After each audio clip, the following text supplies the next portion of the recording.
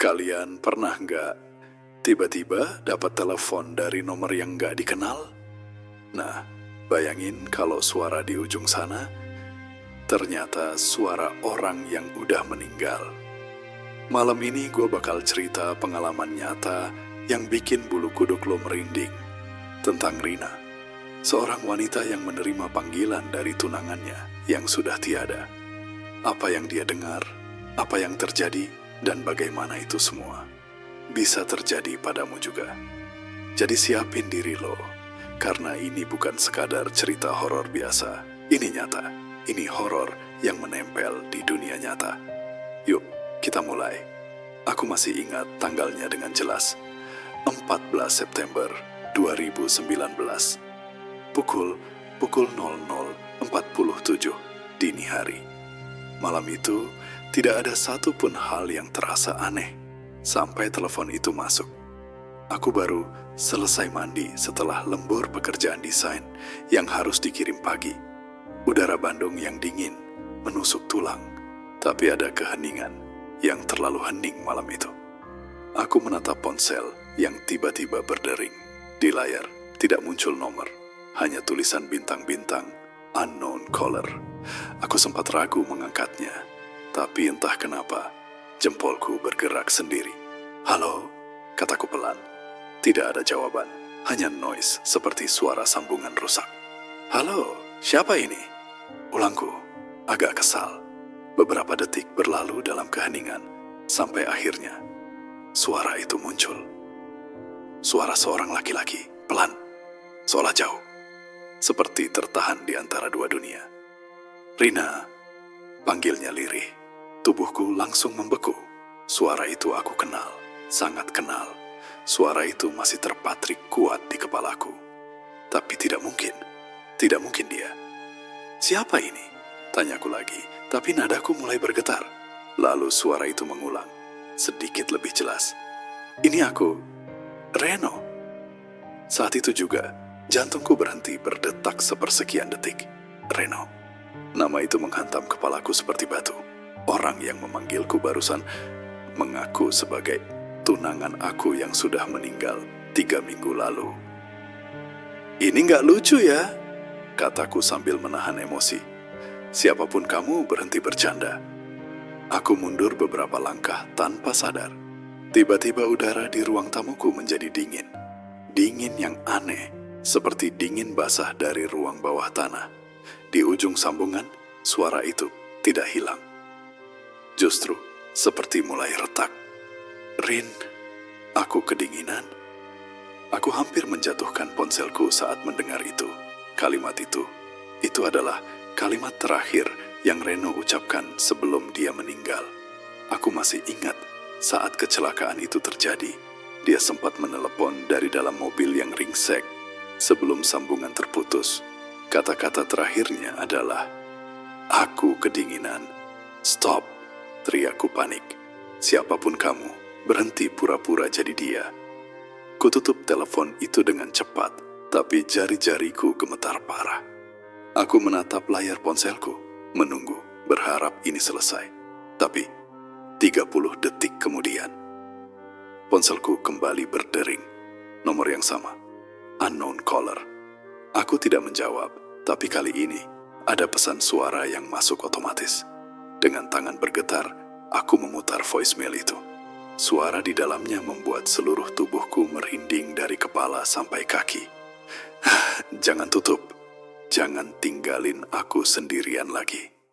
Di akhir rekaman terdengar sesuatu yang membuatku yakin ini bukan sekadar teror orang iseng.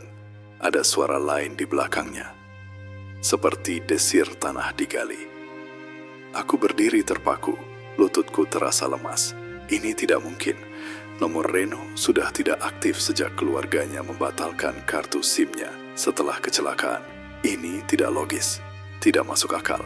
Tapi saat aku melihat riwayat panggilan masuk, darahku berhenti mengalir. Di bawah tulisan unknown caller, ada satu baris kecil yang muncul. Sumber panggilan TPU Cikutra. Itu tempat Reno dimakamkan. Aku memandangi layar ponselku cukup lama, sampai akhirnya napasku terasa sesak. TPU Cikutra. Kenapa lokasi panggilan bisa muncul seperti itu? Biasanya tidak ada informasi lokasi untuk unknown caller. Aku mencoba menenangkan diri sambil berbisik pada diriku sendiri. Ini pasti error GPS atau bug jaringan. Ya, harusnya begitu. Logis, masuk akal. Tapi di saat yang sama, ada sesuatu dalam diriku yang menolak keras penjelasan logis itu. Karena tepat 21 hari lalu, aku berdiri di tanah yang sama, mengubur orang yang kucintai. Pikiranku ditarik ke belakang, ke hari itu. Hari yang kupikir akan jadi hari paling bahagia dalam hidupku berubah jadi hari paling gelap. Rencana lamaran kami batal karena takdir menertawakan kami. Alih-alih merayakan, aku justru harus menandatangani surat keterangan kematian Reno. Maafkan kami, sudah tidak tertolong, kata dokter di IGD sambil menatapku dengan tatapan yang sudah ia ulang ribuan kali. Aku tidak teriak waktu itu, tidak pingsan, tapi semuanya terasa seperti mati rasa. Bahkan saat ibunya Reno memegangku dan berkata lirih, "Rin, dia udah nggak ada." Aku hanya terdiam, tidak ada air mata, tidak ada suara. Hatiku terasa seperti benda kosong. Lamunanku buyar saat bunyi notif muncul di ponsel. Satu pesan suara baru. Dari unknown caller. Aku menahan napas. Tidak, aku tidak boleh memutarnya.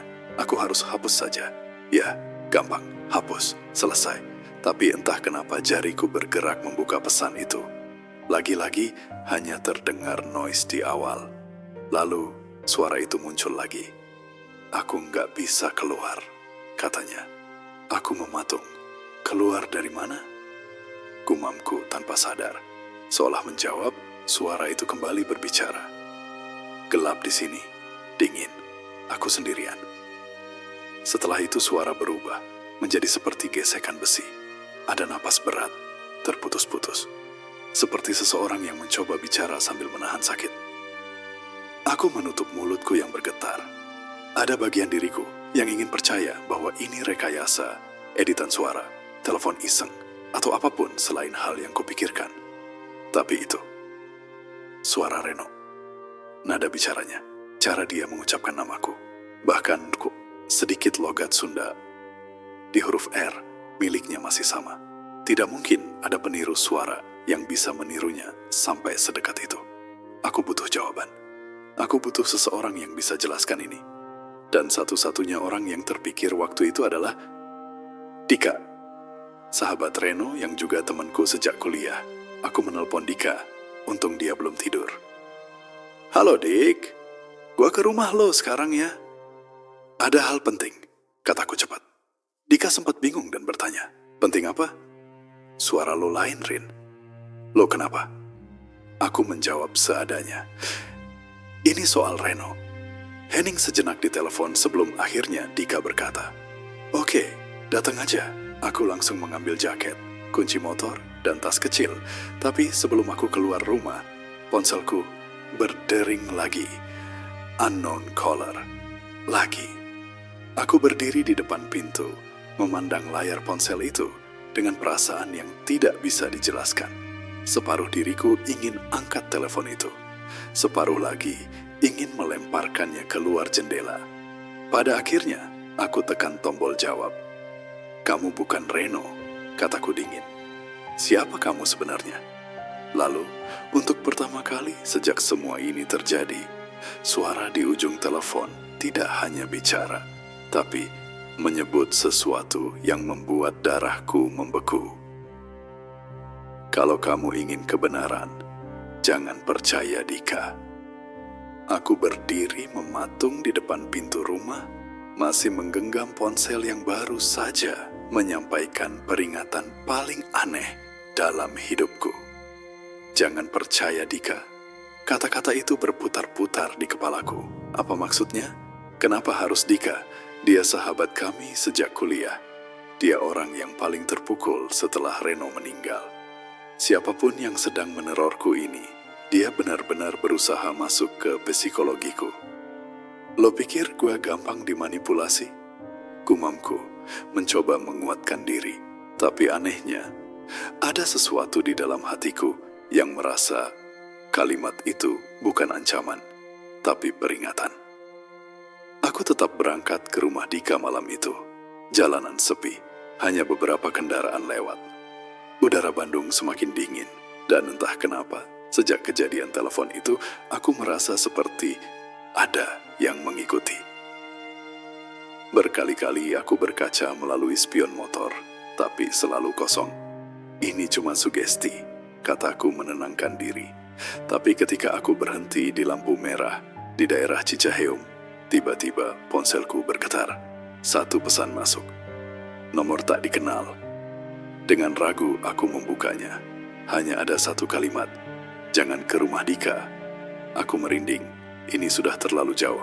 Aku balas cepat. Siapa lo sebenarnya? Mau apa? Tapi tidak dibalas. Singkat, mencekam, seperti pesan dari seseorang yang melihat setiap gerakanku. Saat tiba di rumah Dika, aku mendapati rumahnya gelap, tapi ada lampu teras menyala. Dika sudah menunggu di depan pintu. Cepat amat lo, Rin. Ada apa sih mukanya tegang gitu? Katanya, sambil sedikit tertawa, berusaha mencairkan suasana. Aku langsung masuk tanpa banyak bicara. Gua dapat telepon, kataku pelan. Dika duduk di sofa, ekspresinya berubah serius. Telepon dari siapa? Aku menatapnya lama, sebelum akhirnya memutuskan aku tidak akan langsung menyebut nama Reno. Nomor nggak dikenal, jawabku. Dia ngomong hal aneh. Dika mengangguk pelan dan menatapku tajam. Lo yakin aman cerita ini ke gue? Pertanyaan itu aneh. Biasanya kan orang akan langsung bertanya, apa yang terjadi? Tapi dia justru bertanya, apakah aman cerita ke dia? Kenapa lo nanya gitu? Tanyaku balik. Dika tidak langsung menjawab. Ia malah berdiri, berjalan pelan ke jendela, lalu menutup tirai, seolah takut ada yang mengawasi. Karena nggak semua orang harus tahu apa yang lagi terjadi sama lo, katanya pelan. Aku mengernyit. Lo ngomong apaan sih? Kayak lo udah tahu sesuatu. Dika menatapku. Kali ini dengan tatapan yang sulit kuartikan, antara takut, ragu, dan menyembunyikan sesuatu. Rin, katanya pelan. Sebelum lo cerita apa yang lo alamin, gue juga mau jujur sesuatu ke lo. Lututku tiba-tiba terasa lemas. Jujur apa maksud lo? Tanyaku waspada. Dika menelan ludah sebelum bicara lagi. Tentang malam kecelakaan Reno, ada sesuatu yang gak pernah gue ceritain ke siapapun, termasuk ke lo. Jantungku langsung berdetak cepat. Aku bisa merasakan ada sesuatu yang sangat kelam di balik nada suaranya. Maksud lo apa, Dik? Desaku. Dika menatap lantai, lalu berkata dengan suara berat. Kecelakaan itu bukan kecelakaan biasa. Ruangan langsung terasa dingin, tapi Dika belum selesai. Ia menatapku lagi sambil berkata pelan namun tegas. Dan Reno, dia nggak mati di tempat. Aku menatap Dika tanpa berkedip. Kata-katanya menggema berkali-kali di kepalaku. Reno nggak mati di tempat. Tapi itu bertentangan dengan berita resmi, laporan polisi, dan keterangan rumah sakit. Jangan bercanda, Dik, kataku pelan tapi tegang. Dokter bilang Reno meninggal sebelum ambulans datang. Gue ada di sana, gue lihat. Dika menggeleng pelan. Gue tahu itu yang lo percaya selama ini, Rin. Tapi itu bukan yang sebenarnya terjadi. Suaranya mantap. Tapi di baliknya aku bisa merasakan ketakutan. Seolah dia membuka sesuatu yang seharusnya tetap terkubur. Aku berdiri, resah. Lo mau bilang semua orang bohong sama gue? Polisi? Rumah sakit? Keluarga Reno? Tanyaku. Dika menatapku lama. Iya, jawabnya tanpa ragu, termasuk gue. Ucapan itu menghantamku seperti pukulan. Kenapa lo harus bohong sama gue? bentakku. Dika menghela napas panjang dan berjalan ke meja, menuangkan 2 gelas air. Tangannya sedikit gemetar, karena lo gak boleh tahu waktu itu. Gue diminta buat diem. Aku meraih gelas itu, tapi tidak meminumnya. Diminta diem sama siapa? Dika tidak langsung menjawab.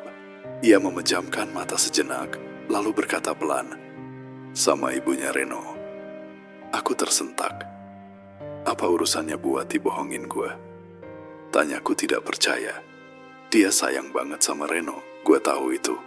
Dika memandangku serius.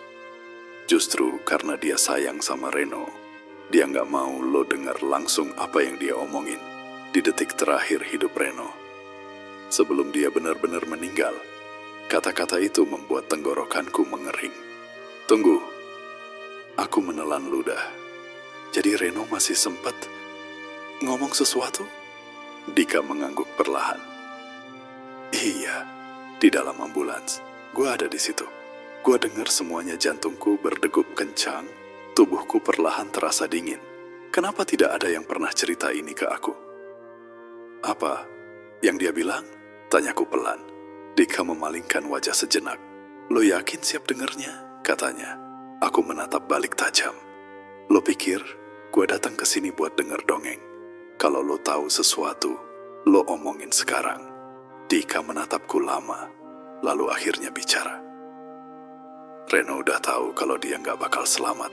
Dia susah napas, darah keluar terus, tapi dia maksa ngomong. Suara Dika mulai goyah. Dia cuma bilang satu kalimat ke gue, Rin. Satu kalimat yang sampai sekarang nggak pernah bisa gue lupain. Aku maju satu langkah. Apa, Dik? Dika menatapku dengan sorot mata yang menakutkan. Bukan karena seram, tapi karena penuh rahasia gelap.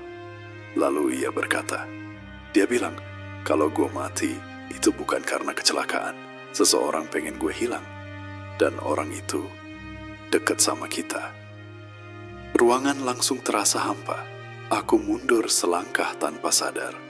Lo bohong, bisikku. Dika menggeleng. Gue gak bohong. Aku menggeleng keras.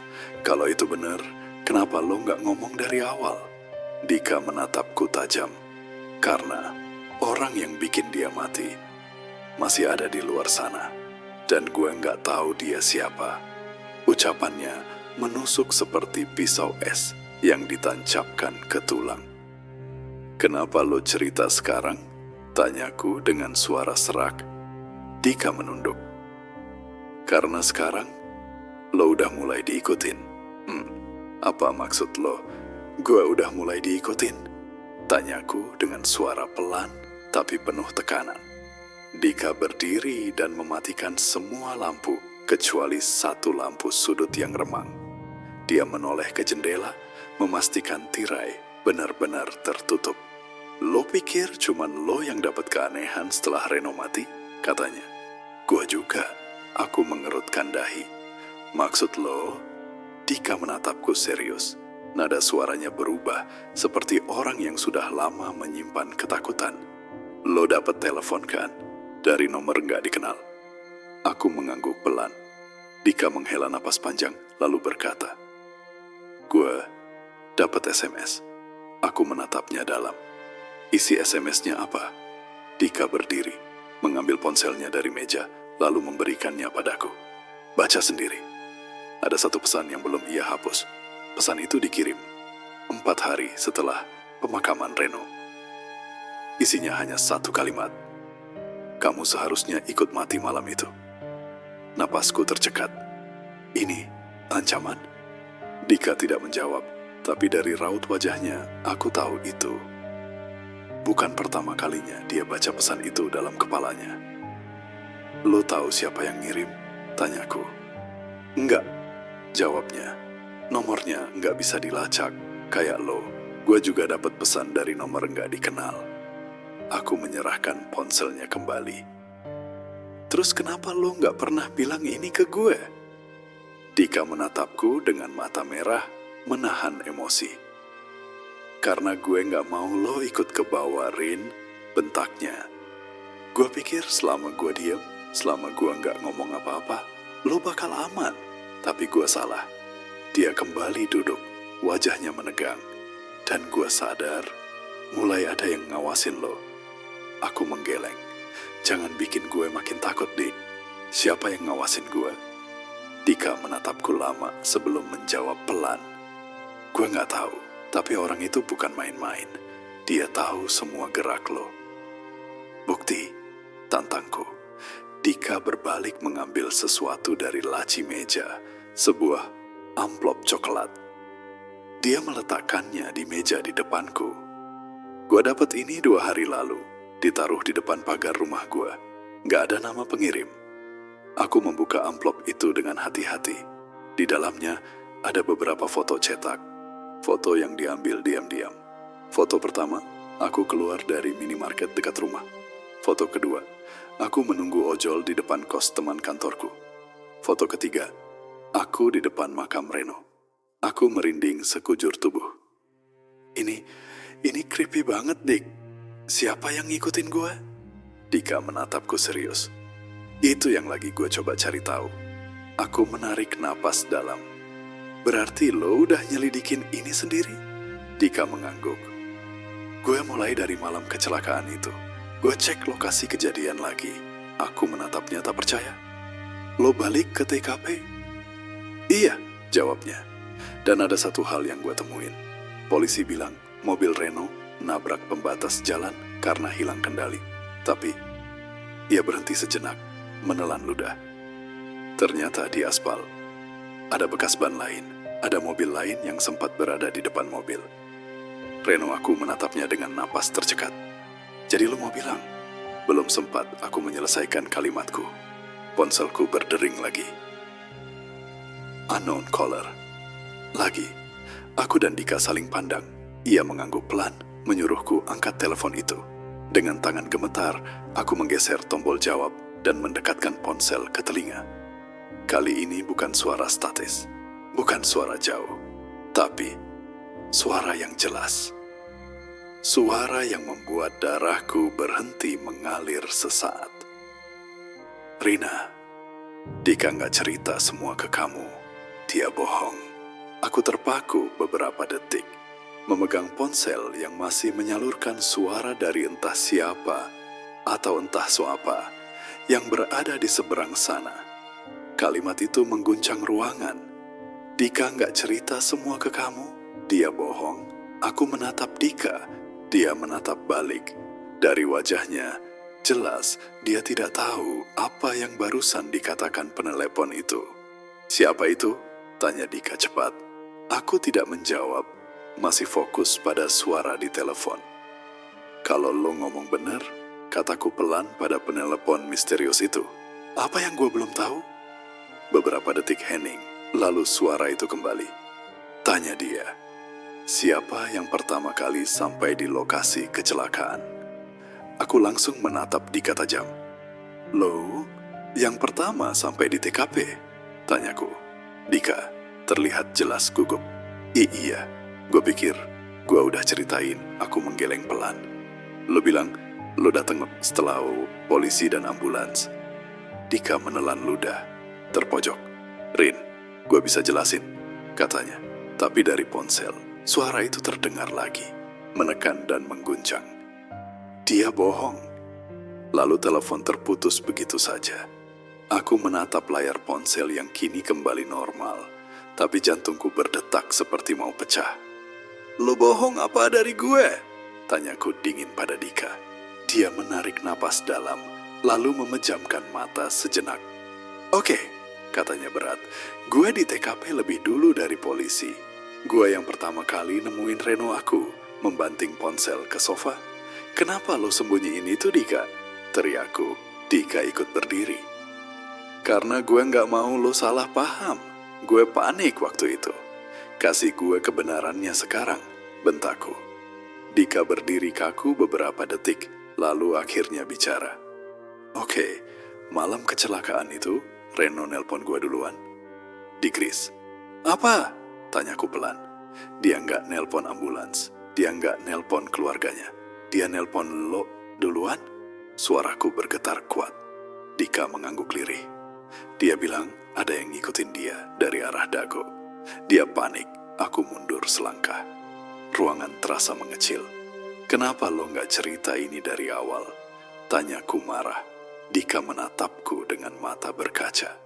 Karena kalau gue cerita, lo pasti bakal nyari siapa yang ngikutin dia.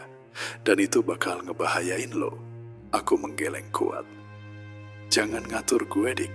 Itu tunangan gue yang mati, Yakshik. Gue berhak tahu semuanya. Dika mengusap wajahnya kasar. Gue tahu, Rin, tapi ada hal yang lebih parah. Lo belum siap buat tahu semuanya. Aku memukul meja. Gue siap. Gue harus siap. Aku tidak berteriak lagi. Aku menuntut. Dika menatapku lama sebelum akhirnya bicara pelan, tapi jelas. Oke, gue kasih tahu satu hal lagi. Tapi setelah ini, lo jangan pernah bilang gue nggak ngingetin. Aku menelan ludah. Bilang aja. Dika maju mendekat, sorot matanya dingin. Bukan karena marah, tapi karena ketakutan yang dalam. Sebelum teleponnya mati, Reno sempat bilang sesuatu ke gue. Apa? Dia nyebut satu nama.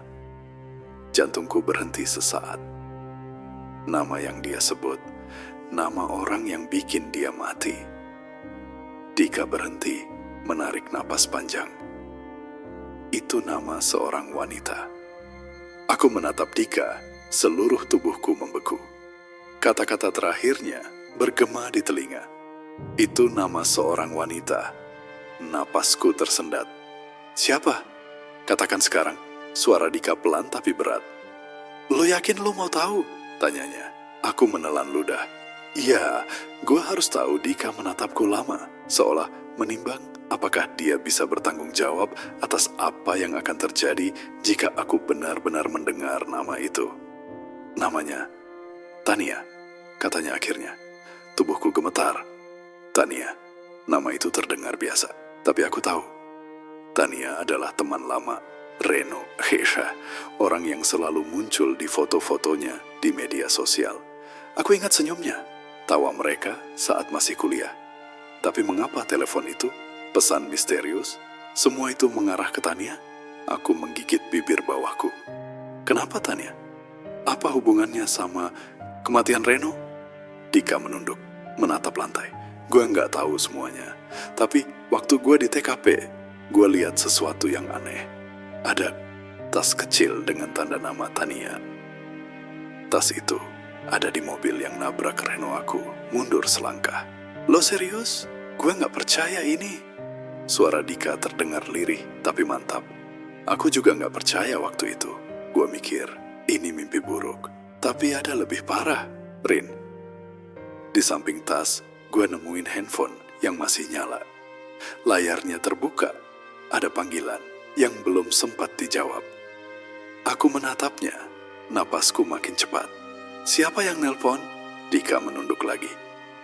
Aku nggak sempat lihat nomornya. Tapi suara di rekaman itu, suara yang sama yang lo dengar sekarang di ponselmu, itu suara Reno. Aku menunduk, mencoba mengatur napas.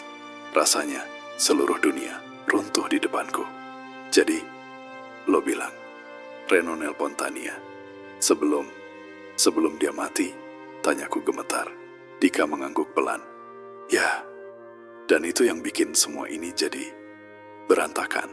Karena panggilan itu seharusnya nggak bisa terjadi. Dia sudah di mobil yang ringsek, tapi suara itu terdengar jelas. Aku merasakan jantungku berdetak tak menentu. Telepon, pesan, foto-foto, semuanya mulai masuk akal. Tapi juga semakin menakutkan. Aku duduk di sofa, kepala menunduk, mencoba memproses semuanya. Tapi kenapa suara itu masih bisa muncul sekarang?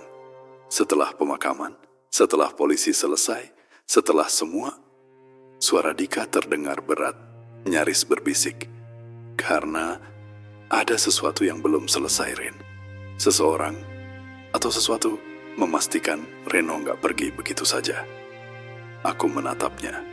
Mataku membesar. Maksud lo, telepon dari orang yang sudah meninggal, itu nyata? Dika mengangguk pelan. Ya, dan gue takut suara itu nggak cuma buat lo dengar. Itu untuk ngasih tahu kebenaran. Kebenaran yang mungkin lo nggak siap terima sepenuhnya. Aku menutup mata, dingin, menusuk seluruh tubuhku. Pikiran tentang Reno, Tania, dan suara yang terdengar di ponselku, semuanya bercampur jadi satu rasa takut yang nyata. Aku merasa seperti digerayangi oleh sesuatu yang tak terlihat. Sesuatu yang tahu setiap langkahku. Rin! Suara Dika tiba-tiba memotong lamunanku. Aku cuma bisa bilang satu hal, jangan pernah sendiri di malam hari mulai sekarang. Telepon itu bisa muncul lagi. Dan dia nggak main-main. Aku menelan ludah. Benar-benar nyata. Suara Reno, panggilan misterius, dan nama Tania. Semuanya seperti labirin tanpa jalan keluar. Aku hanya bisa duduk, menunggu malam semakin gelap. Berharap, tapi juga takut. Karena aku tahu, sesuatu akan datang lagi. Malam itu, aku tidak bisa tidur. Setiap kali aku menutup mata, aku membayangkan suara Reno di telepon. Lirih, panik, meminta sesuatu yang tidak bisa kujamah.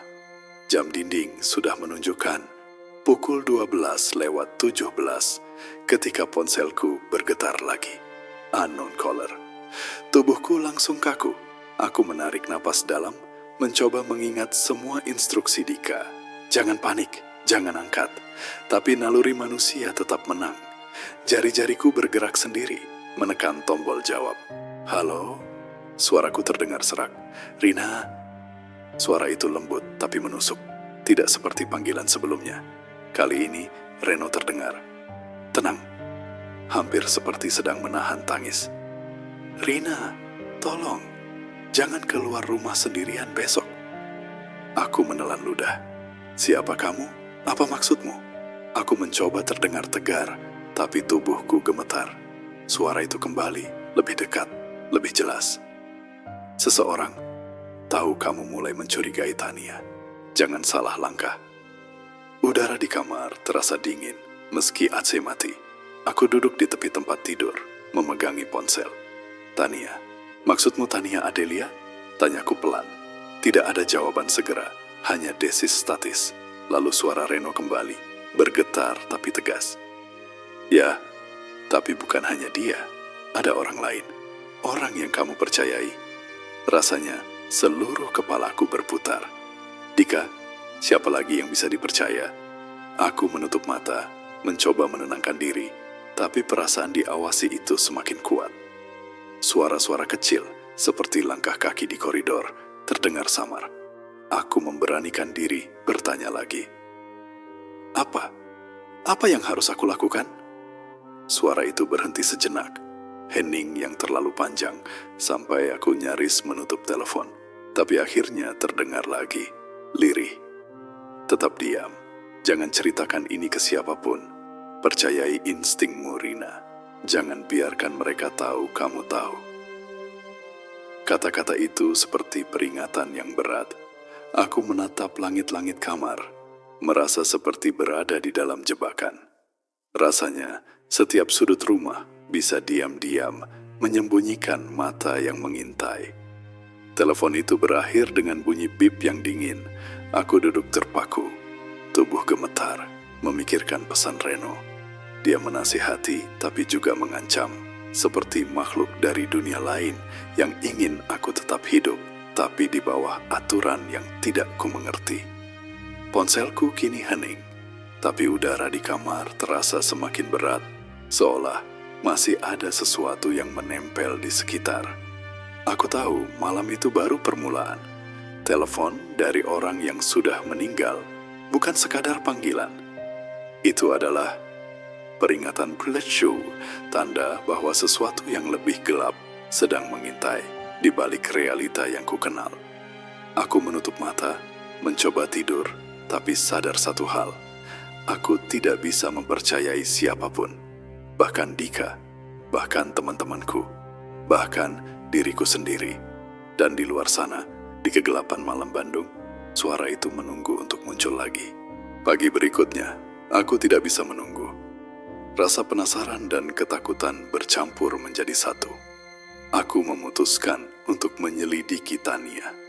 Aku membuka media sosialnya, melihat foto-fotonya yang ceria, senyumnya yang ramah.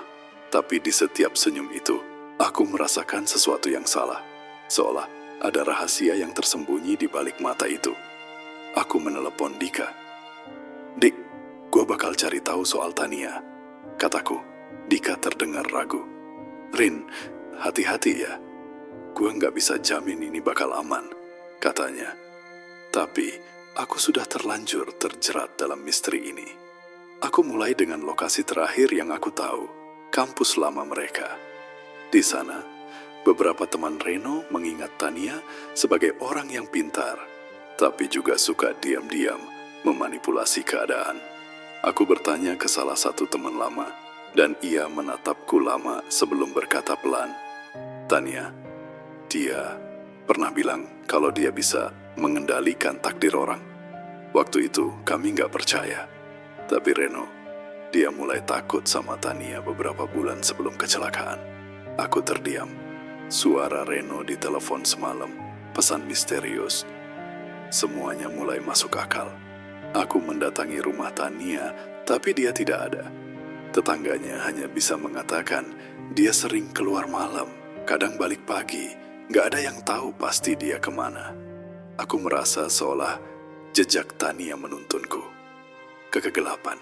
Saat aku hendak pergi, ponselku bergetar. Unknown caller lagi. Aku menatap layar. Jantungku berdegup kencang. Dengan tangan gemetar, aku mengangkatnya. "Rina," suara Reno terdengar lagi. "Jangan ke sana sendirian." Aku menelan ludah. "Tapi aku harus tahu tentang Tania," jawabku. Suaraku nyaris berbisik. Suara itu terhenti, lalu terdengar lirih. "Jejak itu berbahaya. Jangan ikuti jejaknya terlalu jauh." Malamnya, aku duduk di depan ponsel, melihat semua rekaman, foto, dan pesan. Ada satu hal yang menakutkan. Semua petunjuk tentang Tania selalu berakhir dengan ancaman atau misteri baru. Bahkan lokasi yang aku kira aman, kini terasa seperti jebakan. Aku menatap Dika, yang duduk di sampingku, wajahnya pucat. "Dik, kenapa lo nggak cerita dari awal kalau Tania ini ada hubungannya dengan semua ini?" tanyaku. Napasku berat. Dika menunduk, lirih. "Karena gue takut kalau lo tahu semua, lo bisa jadi korban berikutnya." Aku menoleh keluar jendela, lampu jalan yang redup, bayangan pepohonan, semuanya seperti bergerak sendiri. Aku tahu satu hal, Tania bukan sekadar orang biasa. Ada sesuatu dalam dirinya yang mendorong kegelapan untuk mengikuti. Dan suara Reno, suara yang aku percayai, bukan hanya sekadar kenangan. Itu peringatan hidup. Aku menutup mata, merasakan dingin yang menusuk dari telepon ke seluruh tubuhku. Malam ini, aku sadar bahwa aku sedang menapaki jalur yang bisa membawa kematian, atau kebenaran yang lebih mengerikan daripada kematian itu sendiri. Aku duduk di kamar, ponsel di tangan, mencoba menenangkan diri. Semua jejak, semua panggilan, semua pesan, semuanya masih menempel di pikiranku. Aku tahu satu hal pasti. Reno meninggal, tapi misterinya belum selesai. Nama Tania, telepon dari orang mati, pesan-pesan misterius. Semuanya seperti sebuah lingkaran yang tak bisa diputus. Aku menarik napas dalam, mencoba berpikir logis, tapi rasanya sulit. Semua bukti menunjukkan sesuatu yang tidak bisa dijelaskan akal sehat. Dika duduk di sebelahku, wajahnya letih tapi waspada. "Rin, lo harus tahu," katanya pelan. "Ini gak bakal berhenti. Bahkan kalau lo berhenti nyari kebenaran, mereka tetap ngikutin." Aku menelan ludah, mataku menatap layar ponsel yang kini hening. Rasanya seperti diam-diam, sesuatu sedang mengawasi kami dari luar sana. Tapi, gue harus tahu, Dik. Gue gak bisa hidup dengan pertanyaan yang gak pernah dijawab, kataku. Dika mengangguk, tapi aku bisa melihat ketakutannya. Teleponku bergetar lagi. Unknown caller. Aku menatap Dika, tapi dia cuma mengangkat bahu. Dengan tangan gemetar, aku mengangkatnya. Suara Reno terdengar lagi. Kali ini lebih tenang, tapi tetap menusuk. Rina, jangan cari siapa yang membunuhku. Fokus hidupmu. Jangan sampai mereka menang. Aku menelan ludah. Suara itu terdengar seperti peringatan terakhir. Aku tahu suara itu benar. Aku tidak bisa mengungkap semuanya. Ada batas yang tidak boleh kulintasi. Aku menatap Dika. Jadi ini nggak bakal selesai? Tanyaku lirih. Dika menatapku, menghela napas panjang. Gue juga nggak tahu, Rin. Semua bukti, semua panggilan, semuanya menunjukkan satu hal. Ada yang lebih besar dari kita yang bisa memanipulasi hidup dan mati. Misteri ini akan tetap hidup. Aku merasa tubuhku lemas, tapi di sisi lain ada rasa lega yang aneh. Setidaknya aku tahu Reno masih memperhatikanku meski dari dunia lain. Telepon itu, pesan itu, mungkin cara dia menjaga aku tetap aman. Aku menatap jendela kamar, lampu kota Bandung yang redup seperti samar-samar. Di kejauhan, bayangan pepohonan bergoyang tertiup angin malam. Aku tahu suara-suara itu, panggilan itu, misteri Reno dan Tania. Semuanya mungkin tidak akan pernah benar-benar terpecahkan. Tapi aku juga tahu satu hal. Aku masih hidup, aku masih bisa bernapas, dan aku masih bisa membuat pilihan sendiri. Telepon dari orang mati, itu nyata. Misteri ini nyata, dan aku belajar. Kadang, misteri itu lebih baik dibiarkan hidup. Aku menutup ponsel. Keheningan malam kini terasa lebih berat, tapi juga lebih aman. Di luar sana, dunia tetap berjalan, tetapi di dalam hatiku, satu hal jelas.